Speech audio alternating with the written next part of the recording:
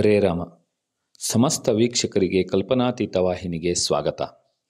ನಮ್ಮ ವಾಹಿನಿಗೆ ಸಬ್ಸ್ಕ್ರೈಬ್ ಆಗದೇ ಇರುವವರು ತಕ್ಷಣ ಸಬ್ಸ್ಕ್ರೈಬ್ ಮಾಡಿ. ಕಾಲಕಾಲಕ್ಕೆ ಕಾರ್ಯಕ್ರಮಗಳ ಮಾಹಿತಿಗಾಗಿ ಬೆಲ್ ಐಕಾನನ್ನು ಕ್ಲಿಕ್ ಮಾಡಿ.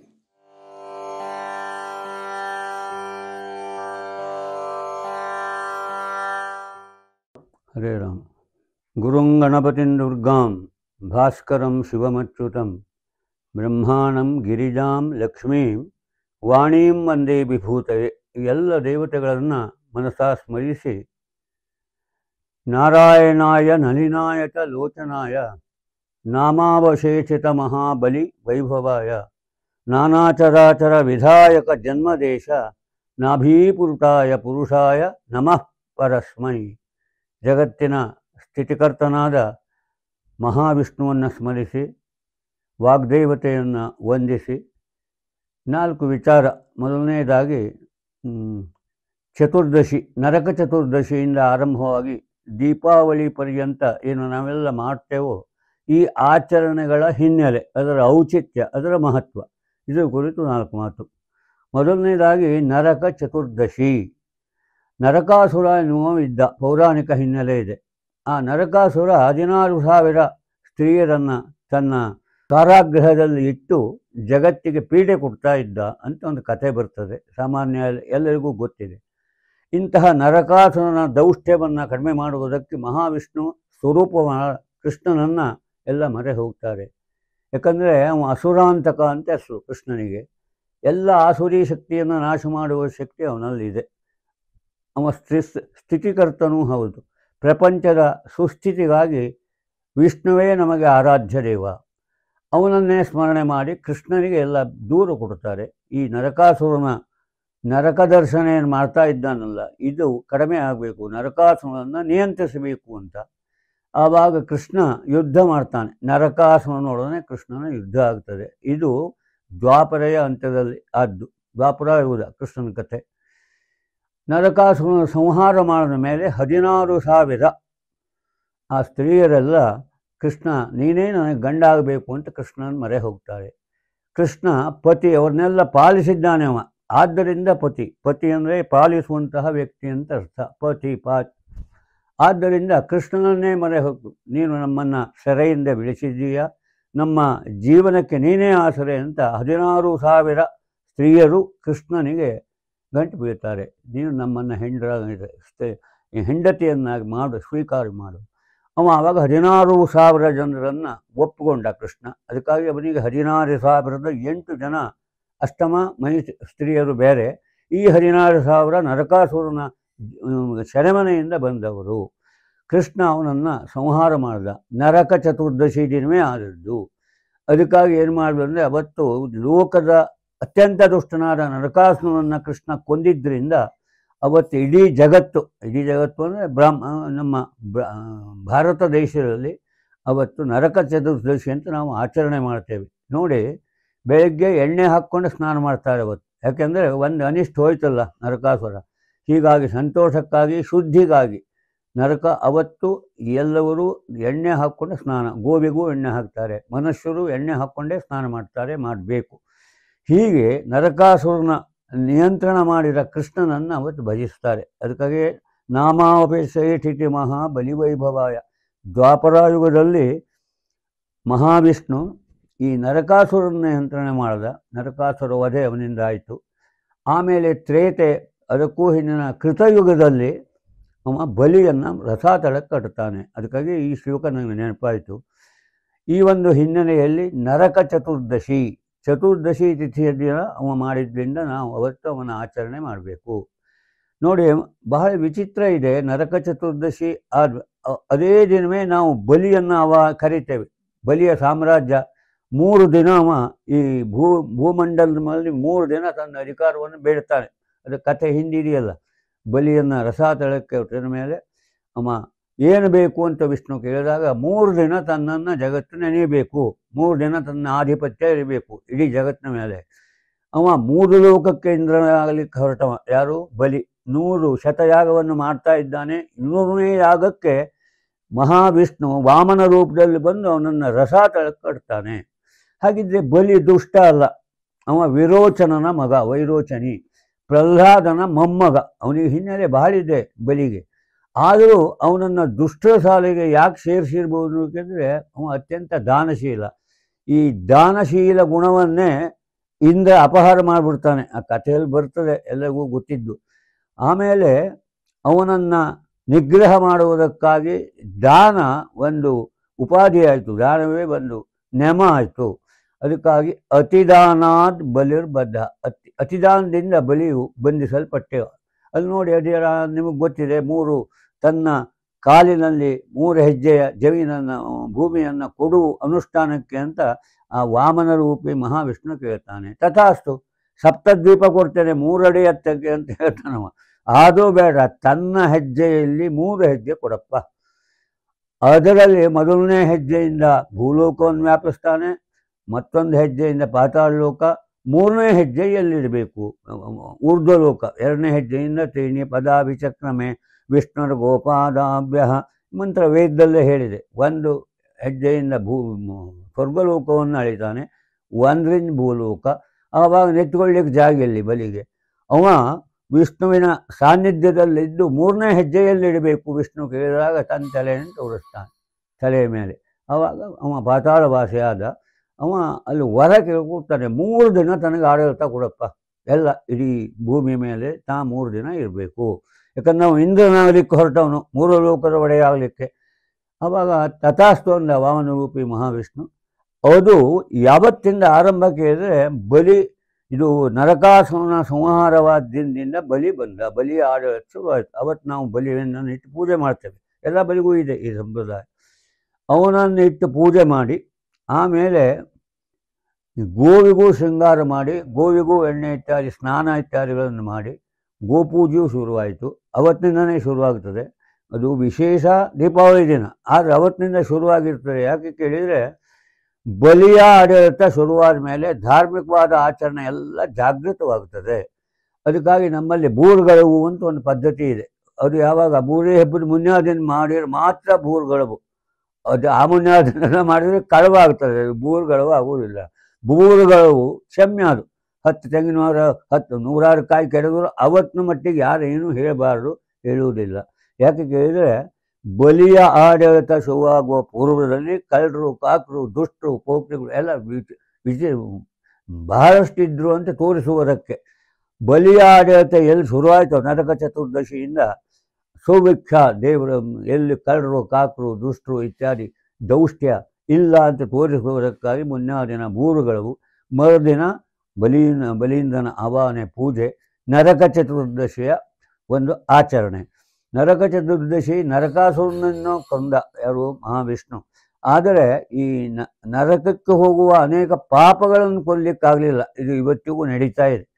ಅದರ ಸಂಕೇತ, ನಾವು ನರಕಕ್ಕೆ ಹೋಗಬಾರ್ದು ಅಂತಾದರೆ ನರಕಕ್ಕೆ ಹೋಗತಕ್ಕ ಪಾಪವನ್ನು ಮಾಡಬಾರದು, ಪಾಪ ನಿರ್ಮುಕ್ತರಾಗಬೇಕು ಎನ್ನುವ ದೃಷ್ಟಿಯಿಂದ ನರಕ ಚತುರ್ದಶಿಯನ್ನು ಅರ್ಥವತ್ತಾಗಿ ನಾವು ಆಚರಣೆ ಮಾಡ್ತೇವೆ. ಆಮೇಲೆ ಬಲಿವೇಂದ್ರನ ಆಡಳಿತ ಅವತ್ತಿಂದ ಶುರು ಅಂತ ನಾನು ಹೇಳ್ತಾ ಇದ್ದೇನೆ. ಅವತ್ತು ಎಲ್ಲ ಒಂದು ದೇವರ ಪೂಜೆ ಇತ್ಯಾದಿ ನಿತ್ಯಕರ್ಮವನ್ನೆಲ್ಲ ಸಮಷ್ಟಿಯಿಂದ ಮಾಡಿ ಮರುದಿನ ಅಮಾವಾಸ್ಯೆ ದಿನ ಲಕ್ಷ್ಮೀ ಪೂಜೆ. ಲಕ್ಷ್ಮೀ ಪೂಜೆಯನ್ನು ದೀಪಾವಳಿ ದಿನವೂ ಮಾಡ್ತಾರೆ, ಅವತ್ತು ಮಾಡ್ತಾರೆ. 3 ಇದೆ ಲಕ್ಷ್ಮೀ ಪೂಜೆಯ ಆಚರಣೆಯಲ್ಲಿ, 3 ದಿನದ ಹಿನ್ನೆಲೆ ಇದೆ. ಲಕ್ಷ್ಮಿಯ ಪೂಜೆಯನ್ನು ವಿಶೇಷವಾಗಿ ಅಮಾವಾಸ್ಯೆ ದಿನ ಮಾಡ್ತಾರೆ. ಅಮಾವಾಸ್ಯೆ ಅಂದರೆ ಕಳಾಹೀನ ಆದ ಚಂದ್ರ. ಅವತ್ತು ಲಕ್ಷ್ಮಿಯೇ ಚಂದ್ರನ ಸ್ವರೂಪ. ಅವಳನ್ನು ನಾವು ಬೇಡಿಕೊಂಡ್ರೆ ಬೇಕಾದ್ದನ್ನು ಅವತ್ತು ಕೊಡ್ತಾಳೆ ಎನ್ನುವ ದೃಷ್ಟಿಯಿಂದ ಅದು ಬಲಿವೇಂದ್ರನ ಆಡಳಿತೆಯ ಶುರುವಾದ 2ನೇ ದಿನ ಅಮಾವಾಸ್ಯೆ. ಅವತ್ತು ಬಲಿವೇಂದ್ರನಿಗೆ ವಿಂಧ್ಯಾಬಲಿ ಎನ್ನುವ ಹೆಂಡತಿಯೂ ಇದ್ದಾಳೆ. ಬಲಿವೇಂದ್ರ ಇನ್ನೊಂದು ದೃಷ್ಟಿಯಿಂದ ಅವ ಭವಿಷ್ಯದ್ ಇಂದ್ರಾಯ ನಮಃ, ಇಂದ್ರನಾಗುವಂತಹ ಸಾವರ್ಣಿಕ ಮನ್ವಂತರದಲ್ಲಿ ಅವ ಇಂದ್ರನಾಗ್ತಾನೆ ಅಂತ ವರ ಕೊಟ್ಟಿದ್ದಾನೆ ಮಹಾವಿಷ್ಣು. ಹೀಗಾಗಿ ಅಂತಹ ದಿನ ಲಕ್ಷ್ಮಿಯ ಪೂಜೆಯನ್ನು ನಾವು ವೈಭವದಿಂದ ಮಾಡ್ತೇವೆ.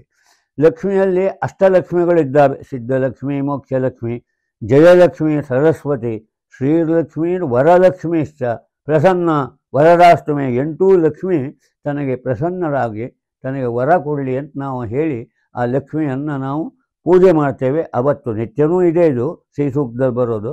ಅವತ್ತು ವಿಶೇಷ, ಅಮಾವಾಸ್ಯೆ ದಿನ ವಿಶೇಷ. ಅದರಲ್ಲಿ ಲಕ್ಷ್ಮೀಂ ಕ್ಷೀರಸಮುದ್ರರಾಜತನಯಾಂ ಶ್ರೀರಂಗಧಾಮೇಶ್ವರೀಂ ದಾಸೀಭೂತ ಸಮಸ್ತ ದೇವಮನಿತಾಂ ಲೋಕೈಕ ದೀಪಾಂಕುರಾಂ ಶ್ರೀಮನ್ಮಂದ ಕಟಾಕ್ಷ ಲಬ್ಧ ವಿಭವ ಬ್ರಹ್ಮೇಂದ್ರ ಗಂಗಾಧರಾಂ ತಾಂ ತ್ರೈಲೋಕ್ಯ ಕುಟುಂಬಿನೀಂ ಸರಸಿಜಾಂ ವಂದೇ ಮುಕುಂದ ಪ್ರಿಯಾಂ. ಮುಕುಂದನ ಹೆಂಡತಿಯಾದ ಮಹಾಲಕ್ಷ್ಮಿ ಇಡೀ ಜಗತ್ತಿಗೆ ಸಂಪತ್ತನ್ನು ಕೊಡುವ ಅಧಿದೇವತೆಗಳು. ಅವಳನ್ನು ಅವತ್ತು ನಾವು ಪೂಜೆ ಮಾಡಿದರೆ ಮುಕುಂದ ಅಂದರೆ ನಾರಾಯಣನಿಗೂ ಪ್ರೀತಿ ಆಗ್ತದೆ, ಲಕ್ಷ್ಮಿಯೂ ಪ್ರೀತಲಾಗ್ತಾಳೆ. ಹೀಗಾಗಿ ಬಲಿಯ ಸಾಮ್ರಾಜ್ಯದ 2ನೇ ದಿನ ಬಹುತೇಕ ಎಲ್ಲ ಬದಿಗೂ ಲಕ್ಷ್ಮೀ ಪೂಜೆಯನ್ನು ಮಾಡ್ತಾರೆ. ಇನ್ನು ಕೆಲವು ದಿನ ದೀಪಾವಳಿ ದಿನವೂ ಮಾಡುವುದಿದೆ, ಅದು ಅಲ್ಲಲ್ಲಿಯ ಸಂಪ್ರದಾಯ, ನಾವೆಂತೂ ಹೇಳುವ ಹಾಗಿಲ್ಲ ಅದಕ್ಕೆ. ಹೀಗಾಗಿ ಆ ದಿನ ಆಯಿತು. ಮರುದಿನ ಬಲಿಪಾಡ್ಯ ಅಂತ ಹೆಸರು. 3ನೇ ದಿನ ಬಲಿಯ ಆಡಳಿತದ 3ನೇ ದಿನ ದೀಪಾವಳಿ ನಾವು ಆಚರಣೆ ಮಾಡ್ತೇವೆ.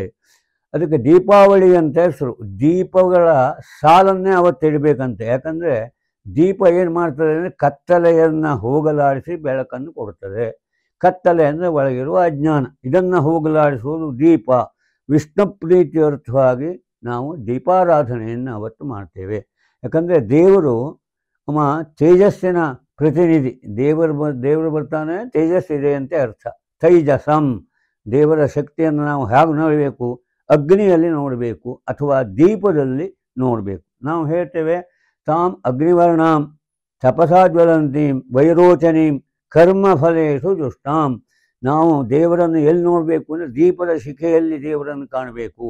ಅದನ್ನು ದೀಪಜ್ಯೋತಿ ಹೇಳ್ತಾರಲ್ಲ, ದೀಪ ಮೂಲೆ ಸ್ಥಿತೋ ಬ್ರಹ್ಮ, ದೀಪ ಮಧ್ಯೆ ಜನಾರ್ದನ, ದೀಪಾಗ್ರೇ ಶಂಕರ ಪ್ರೋಕ್ತೋ ದೀಪರಾಜಾಯತೆ ನಮಃ. 3 ಶಕ್ತಿ ದೀಪದಲ್ಲಿದೆ. ಆ ದೀಪವನ್ನು ಪ್ರಾರ್ಥನೆ ಮಾಡ್ತೇವೆ. ಭೋ ದೀಪ ದೇವಿ ರೂಪಸ್ತ್ವಂ ಕರ್ಮ ಸಾಕ್ಷಿ ಶವಿಘ್ನಕೃತ್ ಯಾವತ್ ಕರ್ಮ ಸಮಾಪ್ತಿ ಸ್ಯಾತಾಸ್ತ್ವಂ ಸೃಷ್ಟಿರೋಭವ. ದೀಪ ಹಚ್ಚೆ ನಾವು ಕರ್ಮಾರಂಭ ಮಾಡ್ತೇವೆ, ಪ್ರಾರ್ಥನೆ ಮಾಡ್ತೇವೆ. ಎಲ್ಲಿವರೆಗೆ ದೀಪ ಇರ್ತದೆಯೋ ಅಲ್ಲಿ ಕರ್ಮ ಜಾಗೃತವಾಗಿರ್ತದೆ. ಅಂದರೆ ಮಧ್ಯೆ ದೀಪ ನಂದಿದರೆ ಒಂದೊಂದು ಅಪಶಕನ ಅಂತ ನಾವು ಗ್ರಹಿಸ್ತೇವೆ. ಹೀಗಾಗಿ ದೀಪಜ್ಯೋತಿ ನಮೋಸ್ತುತೆ ಹೇಳ್ತೇವಲ್ಲ, ಸಂಜೆ ಕಡೆ ದೀಪ ಇಟ್ಟು ಸ್ತ್ರೀಯರು ಆ ಶ್ಲೋಕ ಹೇಳ್ತಾರೆ. ಯಾಕೆ ಕೇಳಿದರೆ ದೇವರು ದೀಪಮಯ ಜ್ಯೋತಿರ್ಮಯ. ಆದ್ದರಿಂದ ತಮಸೋಮ ಹೇಳ್ತೇವಲ್ಲ, ತಮಸ್ಸಿನಿಂದ ಜ್ಯೋತಿಗೆ ಒಯ್ಯುವಂತಹ ಪ್ರಕ್ರಿಯೆ ಅದು ಭಕ್ತಿ ಮಾರ್ಗ. ಹೀಗಾಗಿ ನಾವು ದೇವರನ್ನು ಬೆಳಕಿನಲ್ಲಿ ಕಾಣಬೇಕು. ಅಥವಾ ದೇವರು ಕಾಣಬೇಕಿದ್ರೆ ನಮಗೆ ಬೆಳಕು ಬೇಕು. ಬೆಳಕು ಅಂದರೆ ಜ್ಞಾನ ಅಂತ ಅರ್ಥ. ಜ್ಞಾನದ ಬೆಳಕಿನಲ್ಲಿ ಮಹಾವಿಷ್ಣುವನ್ನು ಕಾಣುವ ದಿನ ದೀಪಾವಳಿ ದಿನ. ಆದ್ದರಿಂದ ದೀಪಾರಾಧನೆ ವಿಶೇಷ. ಅವತ್ತು ಎಲ್ಲ ದೀಪ ಹಚ್ತೇವೆ ನಾವು. ತುಳಸಿ ಕಟ್ಟಿಗೆ ಮನೆ ಸುತ್ತಲೂ ಹಚ್ಚುವವರು ಹಚ್ತಾರೆ ಬೇರೆ. ಅವತ್ತು ಅನೇಕ ವಿಜೃಂಭಣೆ ನಡೀತದೆ, ಪಟಾಕಿ ಹೊಡೆಯೋದು ಇತ್ಯಾದಿ ಇತ್ಯಾದಿ.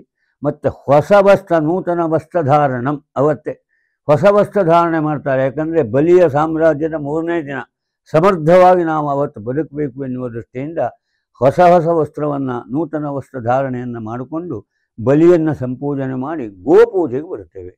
ನೋಡಿ, ಗೋವು ಸದಾ ದೇವರು. ಗೋ ಬಗ್ಗೆ ನಾವು ಭಾಳ ಹೇಳುವಾಗಿಲ್ಲ. ಯಾಕಂದರೆ 33 ಕೋಟಿ 33 ಕೋಟಿ ದೇವತೆಗಳು ಎಲ್ಲಿರ್ತದೆ ಕೇಳಿದರೆ ಗೋವಿನಲ್ಲಿ ಮಾತ್ರ. ಗೋವಿನಲ್ಲಿ 33 ಕೋಟಿ ದೇವತೆಗಳು. ಅದರಲ್ಲಿ ವಿವರಣೆ ಬರ್ತದೆ. ಬಾಲದಲ್ಲಿ ಇಂಥ ದೇವರು, ಗೊರಸ್ನಲ್ಲಿ ಇಂಥ ದೇವರು, ಕಾಲಿನಲ್ಲಿ ಇಂಥ ದೇವರು ಇತ್ಯಾದಿ. ಅದು ವಿವರಣೆ ಹೆಚ್ಚಾಗ್ತದೆ. ಅಂತೂ ದೇವತಾಮಯ ಒಂದು ಗೋವು. ಯಾವ ಗೋವು? ಮಲೆನಾಡು ಗಿಡ್ಡ, ಹಳೆ ಈ ನಮ್ಮಲ್ಲಿರುವ ಊರ್ತಳಿ ಗೋವು. ಈಗ ನಾವು ಈಗೇನು ಗೋವಿನ ಉಂಟಲ್ಲ, ಜರ್ಸಿ ಗೋವನ್ನು ಪೂರ್ತಿ ನಾವು ಗೋವು ಅಂತ ಒಪ್ಪುವ ಹಾಗಿಲ್ಲ. ಅದು ಕತ್ತೆಯ ಕ್ರಾಸು ಅಂತ ಬಲ್ಲಾದವರು ಹೇಳ್ತಾರೆ. ಆದರೆ ನಿಜವಾದ ಗೋವು ನಮ್ಮಲ್ಲಿ ಮಲೆನಾಡು ಗಿಡ್ಡ. ನಮ್ಮ ಗುರುಗಳು ಕೈ ಹಾಕನ್ನು ಮಾಡ್ತಾ ಇದ್ದಾರೆ ಈಗ, ಮಲೆನಾಡು ಗಿಡ್ಡನ್ನು ತಯಾರು ಮಾಡಿ. ನಿಜವಾದ ಗೋತ್ವ ಅದರಲ್ಲಿದೆ. ಅದನ್ನು ಪೂಜೆ ಮಾಡಿದರೆ 33 ಕೋಟಿ ದೇವತೆಗಳ ಪೂಜೆ ಮಾಡಿದರೆ ಫಲ. ಅದು ಅವತ್ತು ಬರಬೇಕು ಅಂತ ಅವತ್ತೇ ಗೋಪೂಜೆಯನ್ನು ಇಟ್ಟರು. ಅದನ್ನು ಹೇಳಿದ್ರು, ಗವಾಮಂಗೇಶು ತಿಷ್ಠಂತಿ ಭುವನಾನಿ 14. ಗೋದಾನ ಮಾಡಬೇಕಿದ್ರೆ ಈ ಶ್ಲೋಕ ಹೇಳ್ತಾರೆ. ಇಡೀ ಗೋವಿನ ಮೈಯಲ್ಲಿ 14 ಲೋಕ ಇದೆ. ಗವಾಮಂಗೇಶು ತಿಷ್ಠಂತಿ ಭುವನಾನಿ 14. 14 ಲೋಕ ಅದರಲ್ಲಿ ಇದ್ದರೆ, ಗೋವಿನಲ್ಲಿದ್ದಿದ್ದು ಹೌದಾದರೆ, ತಸ್ಯಾ ಪ್ರಧಾನೇನ ಅಥ ಶಾಂತಿಂ ಪ್ರಯಚ್ಛಮೆ. ಅದನ್ನೇ ತಾನು ಇವತ್ತು ದಾನ ಕೊಡ್ತೇನೆ ಅಂತಾರೆ. ಆ ಶಾಂತಿ ತನಗಿರಲ್ಲಪ್ಪ. ಲೋಕವನ್ನು ದಾನ ಮಾಡಿದರೆ ಶಾಂತ. ಗೋದಾನಕ್ಕೆ ಅದಕ್ಕಾಗಿ ಬಹಳ ಮಹತ್ವ. ಗೋದಾನ ಪ್ರಾಣಿ ಇಷ್ಟೇ ಅಲ್ಲ, ಗೋದಾನ ಮಾಡೋದ್ರಿಂದ ಲೋಕವನ್ನೆಲ್ಲ ದಾನ ಮಾಡಿದ ಪುಣ್ಯವನ್ನು ಕೊಟ್ಟವ ಪಡೀತಾನೆ. ಗೋದಾನಕ್ಕಷ್ಟು ಮಹತ್ವ ಇದೆ. ಇವತ್ತು ಗೋವನ್ನೇ ಹಿಂಸೆ ಮಾಡಿ ತಿನ್ನುವ ಕಾಲ ಪ್ರಾರಂಭವಾಗಿದೆ. ಆದರೆ ನಾವು ಹಿಂದೂಗಳು, ನಮಗೆ ಗೋವು ಪರಮದೇವತೆ. ಅದಕ್ಕಾಗಿ ಹಿಂದೂ ಹೇಳಿ ನಮ್ಮನ್ನೇನು ನಾವು ಗುರುತಿಸ್ತೇವೋ, ಇವತ್ತು RSSನವರು ಅದನ್ನು ಜಾಗೃತಗೊಳಿಸ್ತಾ ಇದ್ದಾರೆ. ಶತಮಾನೋತ್ಸವ ನಡೀತಾ ಇದೆ. ನಾವು ಯಾಕೆ ಹಿಂದೂ ಕೇಳಿದರೆ, ಪ್ರತಿಯೊಬ್ಬನ ಬಾಲಕನಿಗೂ ಅವನ ತಂದೆ ದಶಹೋಮದಲ್ಲಿ, ಉಪನಯನ ಹೋಮದಲ್ಲಿ ಅವ ಹಿಂಕಾರದಿಂದ ತಲೆಯನ್ನು ಮೂಸ್ತಾನೆ. ಪಶೂನಾಂ ತ್ವಾಹಿಂಕಾರೇಣ ಬ್ರಹ್ಮಣಾಭಿಜಿಗ್ರಾಮಿ, ನಿನ್ನ ತಲೆಯನ್ನು ಹಿಂಕಾರದಿಂದ ತಾನು ಮೂಸ್ತೇನೆ. ಅಪ್ಪ ಮಗನೇ ಹೇಳ್ತಾನೆ ಸಂಸ್ಕಾರ ಕರ್ಮದಲ್ಲಿ. ಏನರ್ಥ? ಅಂದರೆ ನಮ್ಮ ಪೂರ್ವಜರು ಏನೆಲ್ಲ ಸಂಸ್ಕಾರ ಇಟ್ಕೊಂಡು ಬಂದಿದ್ದೀರೋ ಅದೆಲ್ಲ ನಿನ್ನಲ್ಲಿ ನೆಲೆ ನಿಲ್ಲಿ, ನೀ ಅದನ್ನು ಅಧಿಕಾರಿ ಮುಂದುವರಿಸ್ಕೊಂಡು ಹೋಗಬೇಕು. ಹಾಗೆ ದು ಅಂದರೆ ಏನು? ದುಹಿತ ವಸೂನಾಂ. ದು ಅಂದರೆ ಗೋವು ಬಂತು ಇಲ್ಲಿ. ದುಹಿತ ವಸೂನಾಂ, ವಸುವನ್ನು ಅಥವಾ ಸಂಪತ್ತನ್ನು ಕರೆಯುವ, ಹಾಲಿನ ರೂಪದಲ್ಲಿ ಕರೆದು ಕೊಡುವ ಗೋವು ದು. ಅಂದರೆ ಏನು ಹೇಳಿದಂಗಾಯ್ತು? ಅಂದರೆ ನಾವು, ದು ಒಂದು ಗೋವು. ಈ ಬ್ರಾಹ್ಮಣರಿಗೆ ಗೋವಿಗೆ ಒಂದು ಅವಿನಾಭಾವ ಸಂಬಂಧ. ಆದ್ದರಿಂದ ನಾವು ಹಿಂದೂ ಅಂತ ಹೆಮ್ಮೆಯಿಂದ ಕರೆದುಕೊಳ್ಬಹುದು. ಹಿಂದೂ ಅಂದರೆ ಈಗ ಭಾಳ ಜನ ನಮ್ಮನ್ನು ಅಪಹಾಸ್ಯ ಮಾಡಲಿಕ್ಕೆ ಶುರು ಮಾಡಿದ್ದಾರೆ. ಅವನು ಹಿಂದೂ, ಹಿಂದೂ ಅಂದರೆ ಹಿಂದಿದ್ದವ ಅಂತ ಅರ್ಥ ಅಲ್ಲ. ಹಿಂ ಮತ್ತು ದು ಈ ಎರಡು ಶಬ್ದ ಇದೆ. ನಮಗೆ ಪೂರ್ವಜರ ಸಂಸ್ಕಾರವೂ ಬೇಕು, ದು ಅಂದರೆ ಗೋವಿನ ಅನುಗ್ರಹವೂ ಬೇಕು ಅಂತ ಹಿಂದೂ ಅಂತ ನಾವು ಕರೆಯಲ್ಪಟ್ಟಿದ್ದೇವೆ.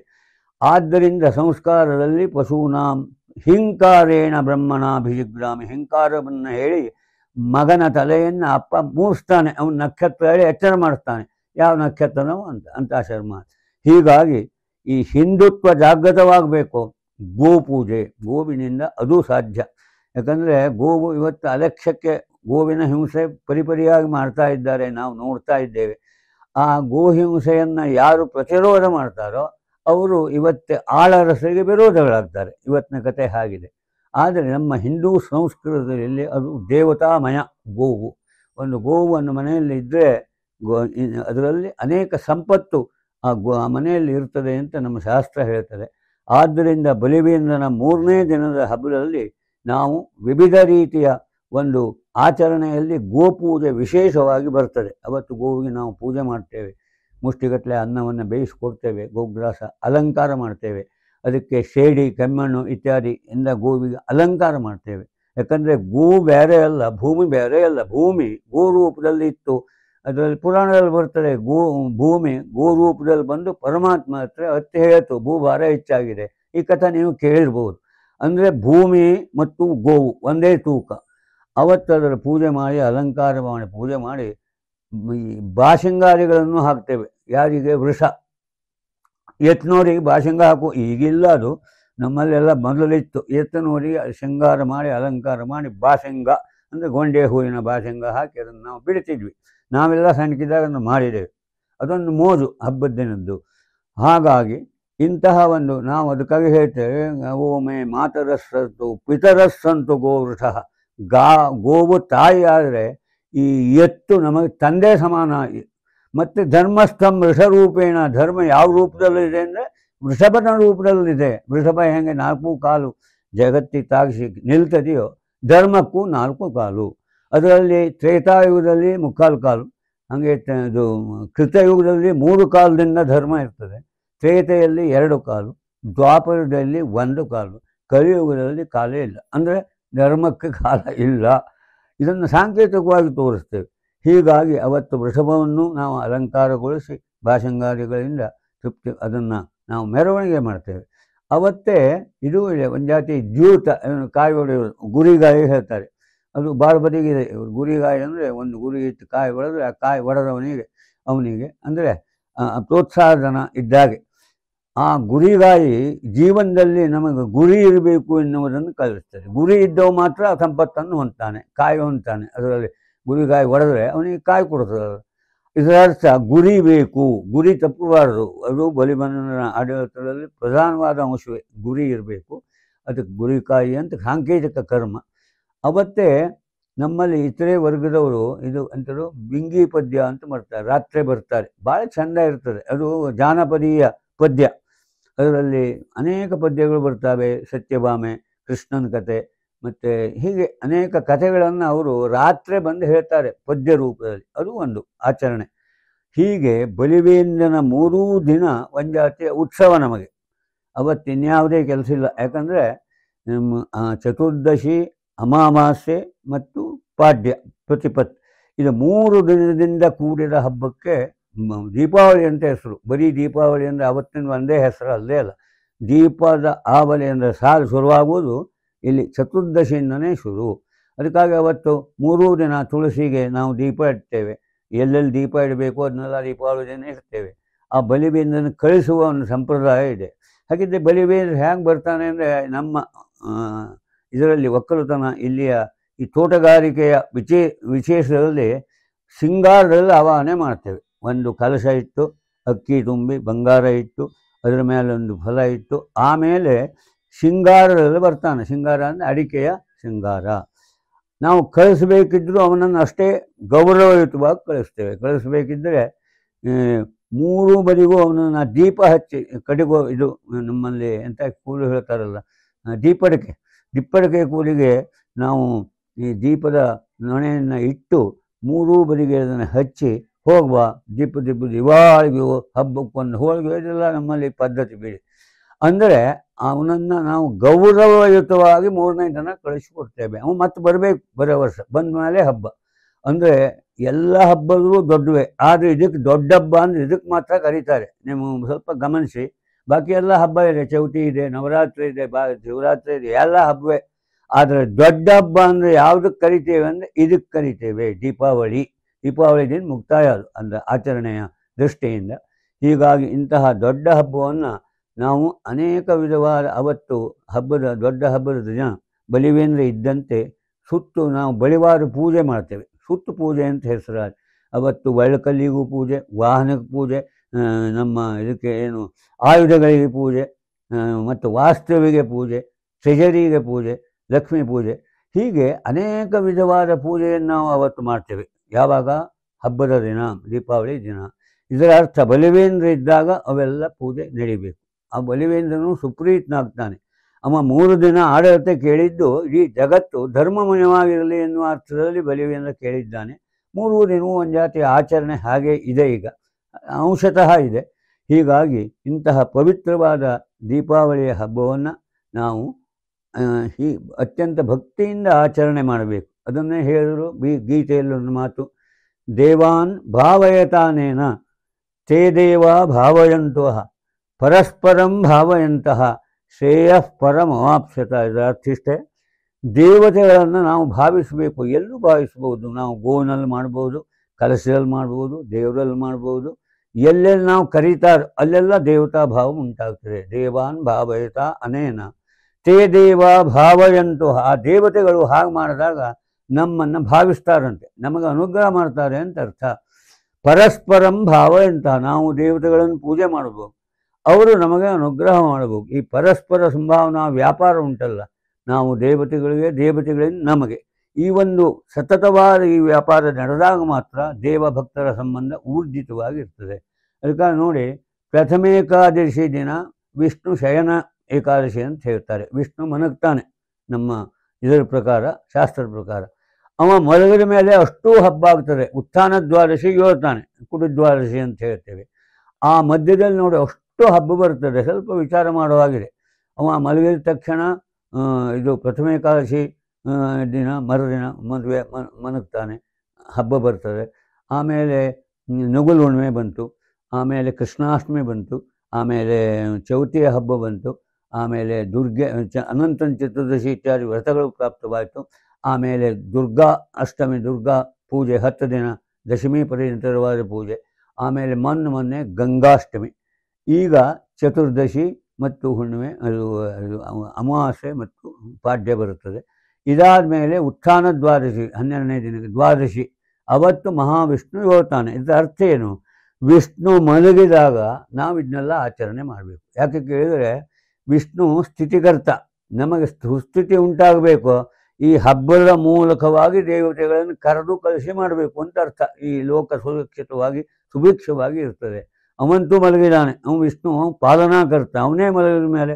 ಅದಕ್ಕಾಗಿ ಜಾಗೃತಗೊಳಿಸುವುದಕ್ಕಾಗಿ ಈ ಎಲ್ಲ ಏನು ಆರಂಭ ಉಂಟಲ್ಲ, ಎಲ್ಲ ಹಬ್ಬಗಳಲ್ಲಿ ದೇವತೆಗಳನ್ನು ನಾವು ಕರೆದು ಸಂತೃಪ್ತಿಪಡಿಸಿಕೊಟ್ರೆ ತೇ ದೇವ ಭಾವಯಂತವ ಪರಸ್ಪರಂ ಭಾವಯಂತ ಇದಾಗ್ತದೆ.